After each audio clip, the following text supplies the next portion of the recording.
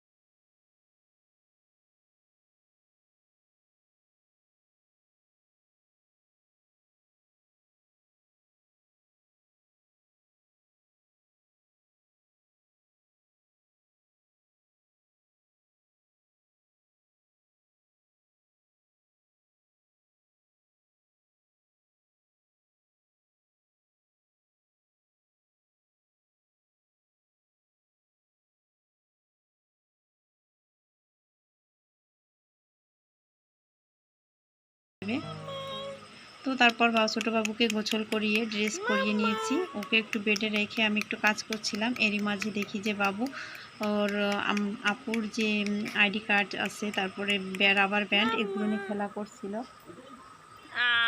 আপির ID card নিয়ে খেলা করছেন? এতে পজে বেবি হয়ে গেছেন, গোসল শেষ।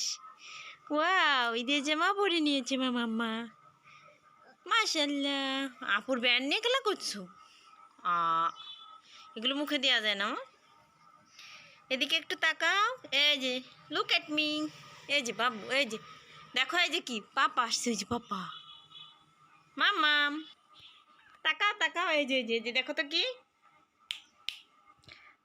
হ্যাঁ দেখি কি পড়েছি মাম্মা, অনেক অনেক সুন্দর, মাশাআল্লাহ। দেখি কয়, গরু কাটা দেখতে যাবেন? মুখে দেওয়া যাবে না, এগুলো মুখে দেওয়া যায় না, পচা বাবা। খেলনা শেষ, এখন এগুলো নিয়ে খেলা করতেছে। চলো ওই রুমে চলো। এখন হচ্ছে কোরবানি করানোর জন্য নিয়ে যাবে গরু।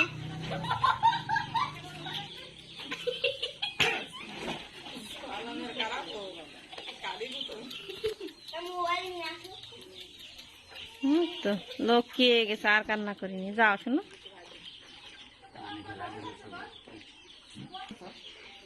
অনেক কান্না, ওই দেখো আবার কান্না করে। যাও যাও যাও যাও যাও।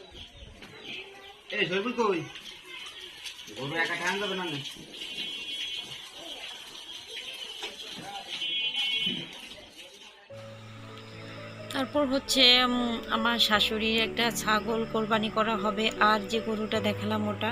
তো শাশুড়ি সকাল থেকে কান্নাকাটি করছিল। আসলে 5-6 বছর ধরে এই ছাগলটা পালছে। সরি, 5-6 বছর হবে না, 4 বছর হয়ে গেছে। তো ছাগলটা মানে মানা ছিল যে কোরবানি করবে। মাঝে ওর জ্বর হয়েছিল, তখন ছাগলটা কিছু খেত না। তখন বলেছিল যে আল্লাহ তুমি ছাগলটাকে সুস্থ করে দাও, আমি ওকে কোরবানি করব। তো আল্লাহর রহমতে ছাগলটা এখন এতটা সুন্দর হয়ে গেছে 4-5 মাসের ভিতর। হঠাৎ করে দেখলে মনে হয় যে ও খাসি ছাগল। আর ওর যে একটা বাচ্চা আছে সেটা হচ্ছে খাসির বাচ্চা। আর সেটা অনেকটা বড় হয়ে গেছে, 8-9 মাস বয়স। সে এখন ঘাস খায়, বড় হয়ে গেছে। তো যাই হোক, নিয়ত করছিল যেহেতু দিতেই হবে, আর এজন্য ছাগলটাকে অনেক যত্ন করত। তো সেই জন্যই কান্না করছিল।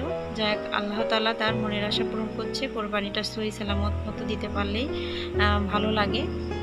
তো যেহেতু আমি কোরবানি দিনের ভিডিও শেয়ার করছি, তো গরু আর ছাগল দুইটাই যে এখন নিয়ে যাবে। তো ওইখান দিয়ে দোকানের মানে দোকান তো এখন নাই, ওই ঘরটার মাঝখান দিয়ে পেছন সাইডে নিয়ে আর কি গরু কাটার জন্য নিয়ে যাচ্ছে। আর আমি এগুলো দেখতে পারি না। তো পরবর্তী ভিডিও আমি শেয়ার করব। সবাই ভালো থাকবেন, আল্লাহ হাফেজ।